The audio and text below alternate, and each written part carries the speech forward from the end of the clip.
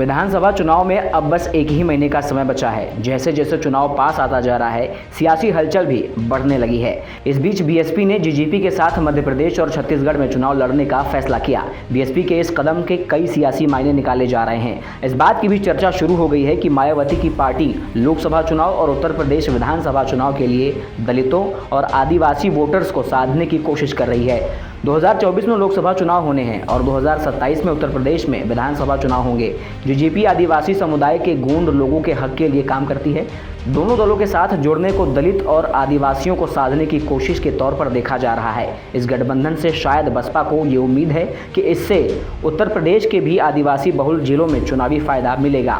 बसपा विपक्षी गठबंधन इंडिया का हिस्सा नहीं है, बल्कि पार्टी प्रमुख मायावती ने इस बात का ऐलान किया था कि बीएसपी मध्य प्रदेश, छत्तीसगढ़, राजस्थान और तेलंगाना विधानसभा चुनाव 2023 और लोकसभा चुनाव में अकेले उतरेगी। गठबंधन ने फैसला किया है कि दोनों राज्यों की आधे से ज़्यादा सीटों पर बसपा अपने उम्मीदवार उतारेगी, जबकि बाकी पर जीजीपी के कैंडिडेट चुनाव लड़ेंगे। मध्य प्रदेश में 230 विधानसभा सीटें हैं, जिनमें से 178 पर बसपा और 52 सीटों पर जीजीपी के उम्मीदवार होंगे। वहीं छत्तीसगढ़ की 90 सीटों में से 53 पर बसपा और 37 पर जीजीपी के उम्मीदवार चुनाव लड़ेंगे।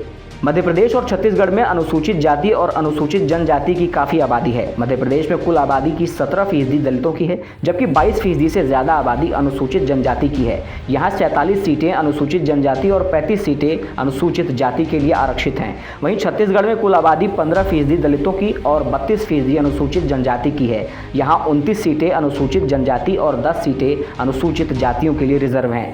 बसपा के अंदरूनी सूत्रों का कहना है कि जीजीपी के साथ गठबंधन कर पार्टी न्यू सोशल इंजीनियरिंग फॉर्मूले के जरिए दलितों और आदिवासी वोटर्स को साधने की कोशिश कर रही है, ताकि 2024 के चुनाव में पार्टी को अनुसूचित जनजाति के वोटर्स का समर्थन मिल सके और फिर यूपी विधानसभा चुनाव में भी इसका फायदा मिले।